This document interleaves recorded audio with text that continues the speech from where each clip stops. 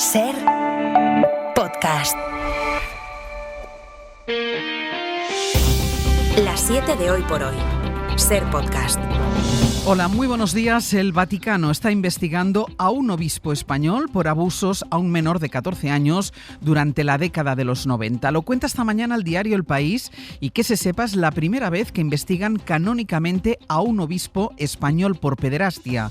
Su nombre es Rafael Zornoza, tiene ahora 76 años y es el actual obispo de Cádiz y Ceuta. Según la denuncia, abusaba de un niño cuando ejercía como sacerdote en Getafe. Ocurrió casi todos los fines de semana hasta que cumplió 21 años en el seminario del Cerro de los Ángeles, en Madrid. Según el relato de esta víctima, el sacerdote entonces se colaba en su habitación por las noches, se metía en su cama y ahí le acariciaba y le besaba. José Luis Sastre, hola. Hola, buenos días. Mientras duraron estos abusos, la víctima no fue capaz de decir nada, explica que la parálisis le controlaba y se decidió a denunciarlo este verano en una carta que envió al Dicasterio para la Doctrina de la Fe y a la que ha tenido acceso el diario El País. Con el paso de los años, la víctima le confesó al sacerdote su homosexualidad y el entonces sacerdote lo llevó a terapias de reconversión y lo obligó a ir al psiquiatra. Él relata que no fue consciente de haber sufrido los abusos hasta muchos años después. El ahora obispo de Cádiz, le dijo que no había sido su intención y no volvió a ponerse en contacto con él. Según cuenta El País esta mañana, la diócesis que dirige es de las más opacas en la gestión de abusos. Está previsto que este hombre, Rafael Zornoza, el obispo de Cádiz, viaje a Madrid a un pleno de los obispos a mediados de este mes. Andalucía se ha vuelto a movilizar este domingo en las 8 capitales de provincia para protestar contra la gestión del presidente Moreno Bonilla en la crisis de los cribados.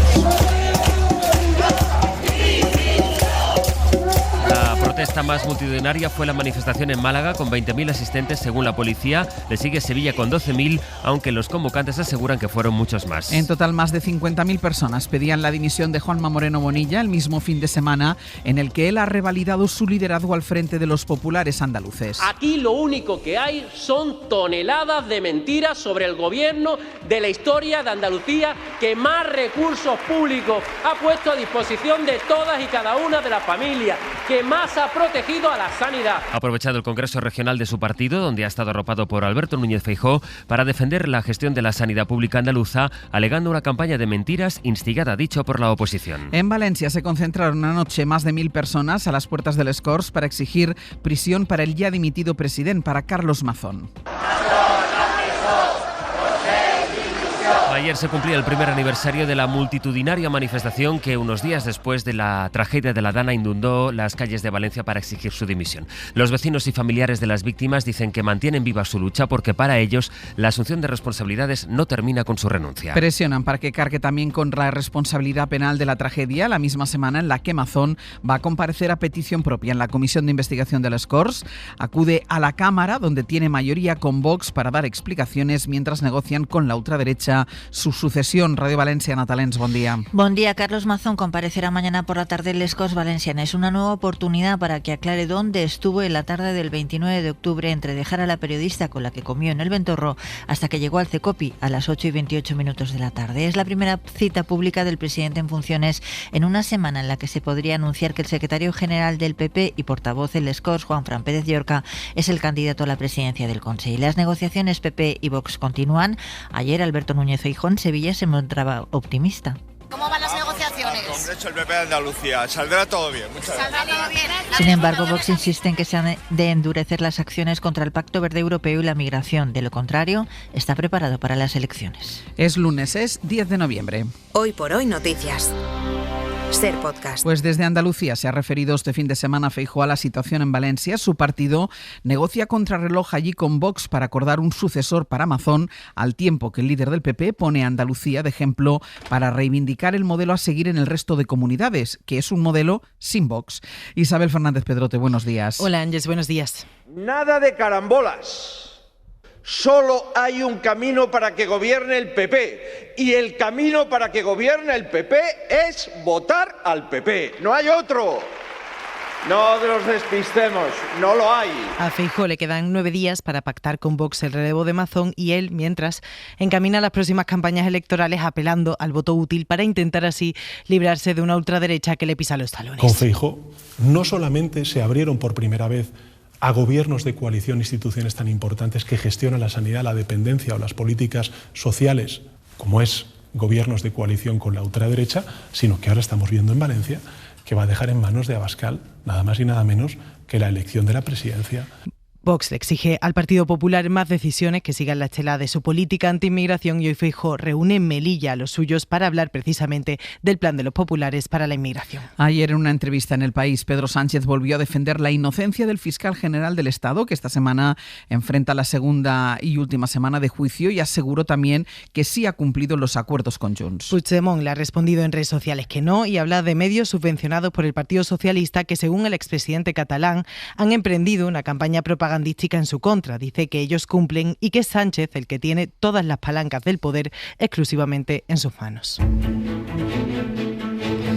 Con Feijóo este fin de semana en Andalucía y la vista puesta esta semana en la sucesión de Mazón, donde sí está activada ya la maquinaria electoral, es en Extremadura. Allí la convocatoria de la presidenta popular, María Guardiola, ha cogido al PSOE desprevenido. Su candidato va a ser Miguel Ángel Gallardo, investigado por la contratación del hermano de Pedro Sánchez y aforado después de que 5 compañeros suyos dejaran el escaño para que lo ocupara él. La estrategia del PSOE es desviar el foco del candidato hacia la marca PSOE. Ana Fernández Vila. El adelanto electoral le pilla al PSOE a contrapié por el alza de la derecha y por la imputación de su candidato en el inminente juicio al hermano de Sánchez. Gallardo llega además a la cita con su liderazgo muy cuestionado a la interna desde que sucedió a Vara hace 1 año y medio, pero Ferraz ha dado la orden de cerrar filas y, dicho y hecho, al menos hasta los comicios. Aseguran fuentes socialistas que cuando el PSOE activa el modo electoral se aparcan las tensiones, y así ha sido también en Extremadura, dicen, y lo que pase después, sobre todo en el caso de un mal resultado,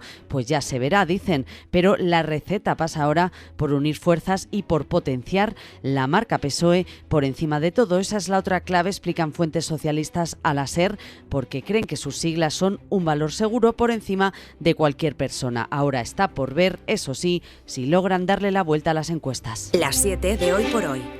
Ser Podcast. Hoy empieza en Brasil la conferencia de la ONU sobre cambio climático, la COP30. Comienza marcada por la ausencia de 2 de los 5 países que más contribuyen al efecto invernadero, China y Estados Unidos. Más allá del boicot de estos 2 gigantes, Rusia e India también han enviado delegaciones menores. La Unión Europea sí acude con una amplia representación y con el objetivo de fijar compromisos que permitan cumplir al menos con los acuerdos de París. Y todavía del exterior, en Ucrania.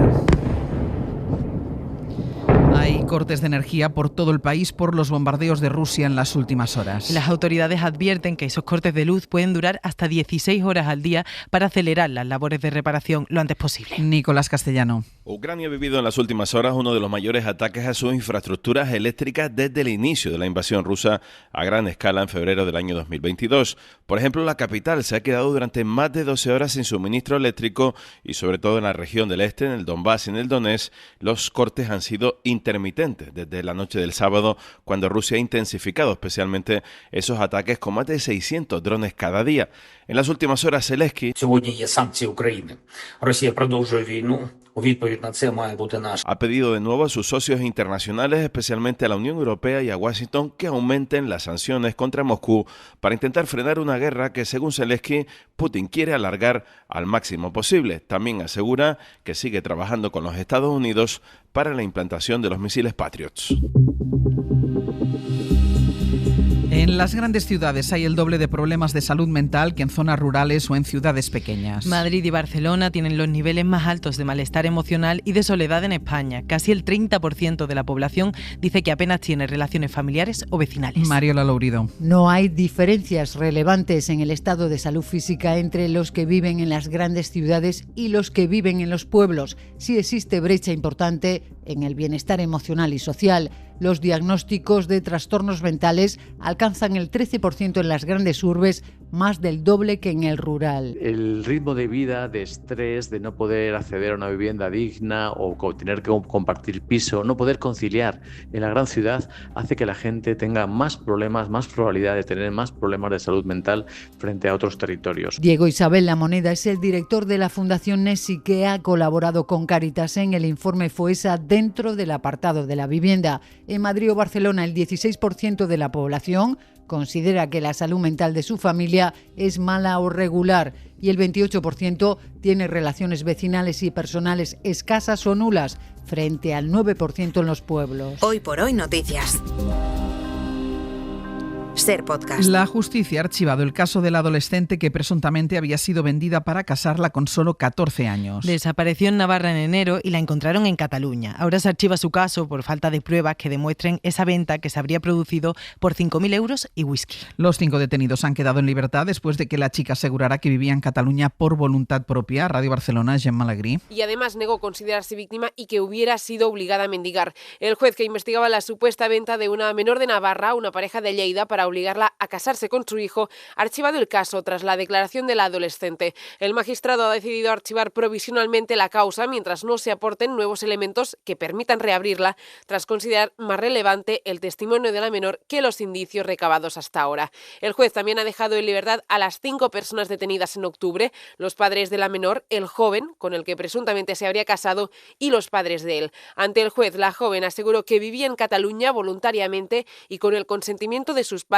y que nadie la había obligado a casarse. Todo ello después de desaparecer en enero pasado en Curella, en un pueblo de Navarra. Los Mossos la localizaron a principios de octubre pidiendo dinero en un supermercado cerca de Lleida. Hoy por hoy noticias.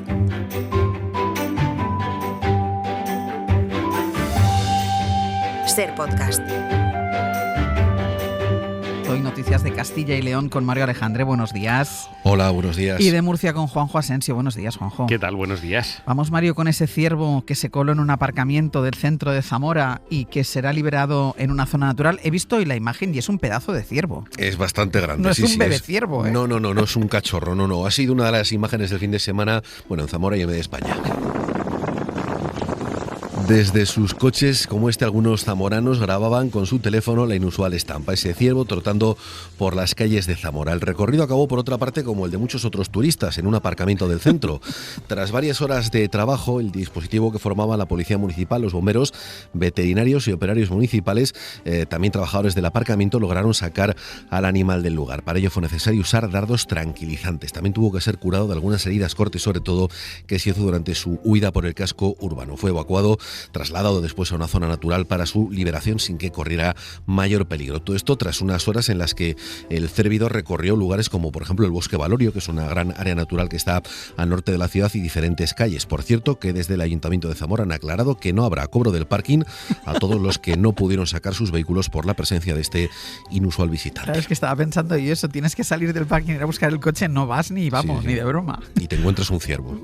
Más de animales, en este caso un buitre, porque la Guardia Civil tuvo que cortar la autovía A30 para rescatar a un ejemplar de buitre que estaba herido y que llevaba 3 días posado en lo alto de una señal de tráfico. Sí, era un joven ejemplar de buitre leonado, estaba en uno de los pórticos de esta autovía, su paso por Alcantarilla, y es que algunos conductores que pasan por allí habitualmente se percataron de que algo iba mal con el animal, porque lo llevaban viendo 3 días seguidos en el mismo lugar y sin moverse. El rescate corrió a cargo de miembros del Seprona y del sector de tráfico de la Guardia Civil, en colaboración con agentes medioambientales. El ave carroñera estaba débil en el momento del rescate. La Guardia Civil tuvo que realizar un corte de tráfico en la A30 en pos de la seguridad vial y del propio animal, y es que fue necesario bajarlo gracias a un camión de estos con cesta elevadora. Por parte de los servicios del Centro de Recuperación de Fauna Silvestre se procedió a intervenir a este joven ejemplar, siendo necesario la utilización de este camión para acceder a donde estaba. Puede llamar la atención, ¿no?, este amplio despliegue de rescate, pero es que se trata de un animal que está protegido en España. Por tanto, de ahí todo este despliegue para poder bajar al animal de donde estaba, de la señal de tráfico. Buen final también para el buitre. Y agentes de la Policía Nacional han detenido en Ponferrada a un presunto estafador que se hacía pasar por experto en lucha contra el ciberbullying. Ofrecía a las familias terminar con el acoso que sufrían sus hijos y eliminar los contenidos de Internet a través de la actuación de un presunto gabinete jurídico. Todo esto a cambio, claro, de un importe económico. La investigación empezó en septiembre, lo denunció un abogado que desveló que una persona desconocida había usado su nombre y su cargo sin su consentimiento. Mediante una plataforma digital, un varón con un perfil falso contactaba con 2 familias, lo hizo con 2 familias al menos, con hijos menores de edad que habían sido víctimas de acoso. Les dijo que podía acabar con todo esto, eliminar las fotos, los vídeos de Internet mediante la actuación de un gabinete jurídico. Tras una primera toma de contacto, solía pedir a las familias en torno a 400 euros, decía que esto era para tener una provisión de fondos. Después iba pidiendo más cantidades de dinero. dinero. Llegó a conseguir 5.000 euros en apenas 8 días. A este individuo le constan 22 órdenes judiciales de detención por diferentes juzgados en todo el territorio nacional. Juanjo, Mario, gracias. Un abrazo, hasta luego. Y vamos ya con nuestra recomendación cultural para empezar el día y la semana. Hoy Raquel García nos propone ir al Museo Thyssen a ver su última exposición temporal. Que nadie espere ver latas de sopa de tomate Campbell ni Ameline de colores. La exposición que hoy recomendamos nos muestra al Warhol menos Warhol, su versión menos obvia, la del artista que admiraba a Jackson Pollock, que bebió de sus influencias y con el que compartió su interés por la concepción del espacio. Siempre estamos intentando buscar en la historia lo negado, lo olvidado, pero bueno, ¿por qué no revisamos la historia al completo, también con lo que no ha sido negado, pero quizás ha sido contado de una forma que a la historia le convenía? Lo cuenta la historiadora de arte Estrella de Diego, que llevaba más de 20 años imaginando esta exposición, que ha abierto sus puertas en el Museo Thyssen. Reúne más de un centenar de obras, muchas no se habían visto nunca antes en España, y nos muestran esa mirada de Warhol a la obra del último pintor romántico y que demuestran que, lejos de ser víctima de la fama con la que tanto le gustó jugar, fue un artista intelectual y de vanguardia. Que Warhol está buscando algo en Pollock y sobre todo le fascina Pollock, pero no por eso que se dice siempre, porque se ha muerto en un accidente y tal, sino porque Pollock plantea un problema espacial, Pollock y los expresionistas abstractos, que yo creo que a Warhol le interesa, porque después de Pollock la figuración no va a poder nunca más ser como era. Figura y abstracción se entremezclan en esta exposición que nos cuenta otra historia de estas dos figuras clave del arte del siglo XX, aunque quizá no sea la más fácil. Para no perderte ningún episodio, síguenos en la aplicación o la web de la SER, Podium Podcast o tu plataforma de audio favorita.